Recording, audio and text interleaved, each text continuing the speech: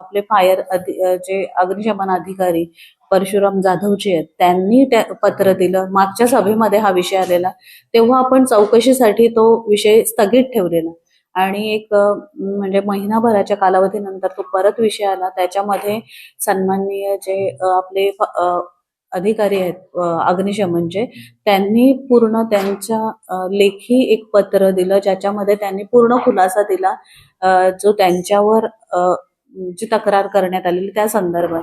आणि त्या पत्राच्या अनुषंगाने निदर्शनात आलं की नैवेद्य ही सोसायटी जी सेक्टर 9 येत आहे त्या सोसायटीला ज्या एनओसी दिल्या गेल्या त्या चुकीच्या पद्धतीने दिलेल्या आहेत. म्हणजे GR असा आहे की जी ठराविक उंची म्हणजे 24 मीटरच्या वर जी बिल्डिंग आहे त्याला कंपल्सरी 2 स्टेअरकेस आणि एक लिफ्ट असं असणं गरजेचं आहे.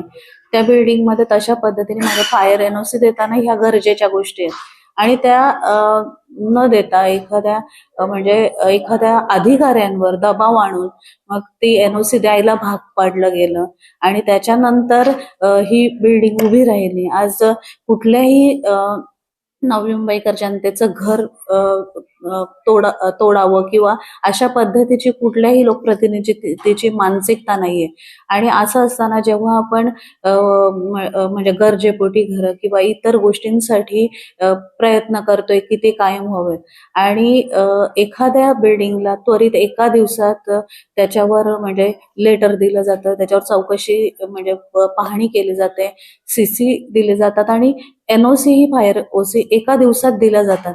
तरी एवढी तत्परता एखादा अधिकारी जेव्हा दाखवतोय आणि ती बिल्डिंग उभी राहते, आज तिथं एक जिना आणि एकच लिफ्ट आहे, उद्या भविष्यात तिथं काही म्हणजे दुर्घटना घडली तर ह्या सगळ्याला जबाबदार कोण असणार? म्हणजे कुठेतरी नियम धाब्यावर ठेवायचे, कोणाच्या तरी दबावाखाली परमिशन द्यायचे आणि अशा पद्धतीने ते बिल्डिंग उभ्या राहत नाहक त्या तिथं राहणाऱ्या नागरिकांचा जीव वेठीस धरायचं.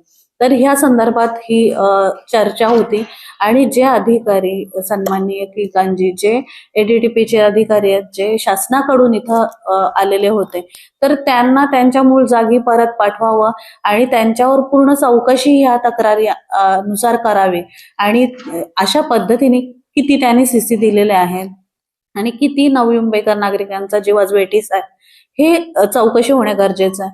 आणि खऱ्या अर्थाने असा अधिकारी जो नवी मुंबईचा विचार करत नाही, नवी मुंबईच्या नागरिकांचा विचार करत नाही, तो इथं असणं त्याची खरंच गरज नाहीये. तो त्यांच्या मूळ जागी जाऊन त्यांचा कार्यभार सांभाळावं एवढंच डिसिजन आज ह्या सभेमध्ये दिलं.